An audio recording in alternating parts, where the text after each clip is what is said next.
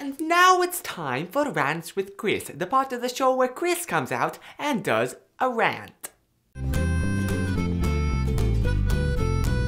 So if you've been watching Messianic Mondays for quite a while, you would know that I'm not the most charismatic in worship, I guess you could say. I'm not exactly the person in the corner playing the shofar or the tambourine. If you've been in Messianic Judaism for a while, you know exactly what I'm talking about. I'm more of the one in the corner that's kind of like,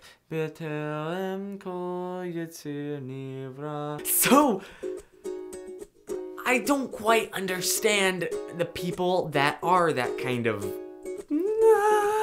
and if you happen to be that way, I don't think you'll like this video. And if you happen to be that way, then you probably see me as being very, like, dry and dull and unspiritual. But the thing is, like, I'm not that way. At least I don't think I am. But because this is my video, I'm going to talk about why I am the way I am. Because believe it or not, before we really got deep into Messianic Judaism, I was kind of charismatic. But like the deeper I get into Messianic Judaism, the less and less so I am. And let me explain why. Something that my interpretation of what I have observed is that some people in Messianic Judaism or Christianity or Judaism don't really love God, they love the spiritual highs. Because spiritual highs are great. Like, you feel on fire for God. You know what? Everyone loves that. I love it when I have that, because I have that. And that's great. But following God is not about spiritual highs.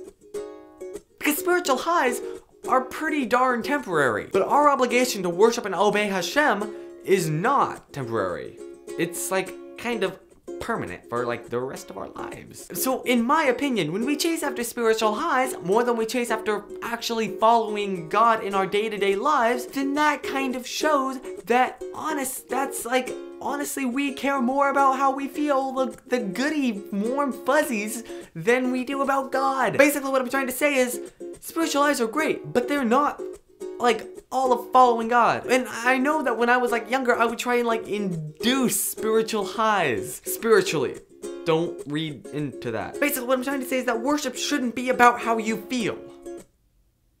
Because it's not about you. Worship is about telling God how good he is, how great he is, and what he's done. Which you can do whether or not you're in a spiritual high. And granted, the spiritual high really helps you out. But you definitely don't have to be in one to worship God. And in fact, I think it's almost more of a true show of your devotion when you worship God, even when you're not feeling in it, because you're doing it because you know you should. Because you're gonna have to make yourself do it. It shows that you really, truly care. It's kind of like, okay, imagine when you're married, your spouse only telling you that they loved you when you just made them like really happy. I mean, it's super great that they're telling you they love you, especially when they're really happy about it. But it's also all the times when it's just like, you know, okay, I'm going to the store, love you, good night, love you, love you, love you, love you. So I guess what I'm trying to say is that one of the ways that you can prove your devotion to God is by praising him even when you're not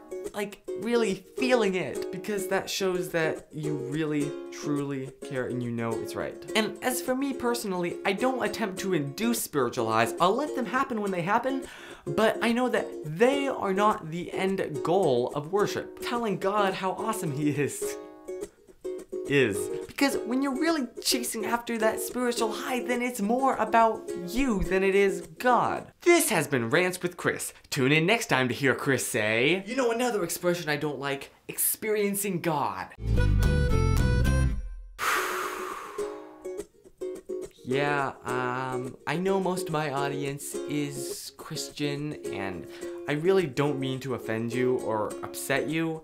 I'm just trying to, this is the way that I see this kind of thing, and I just want to like show you this is my side. So I'm kind of curious about like your side. If you are more charismatic, may I ask like why? Because I don't quite understand, as you could probably tell. So thank you. And assuming you're still coming back after this video and our Messianic Jews, actually Jews or Christians video, these are pretty controversial.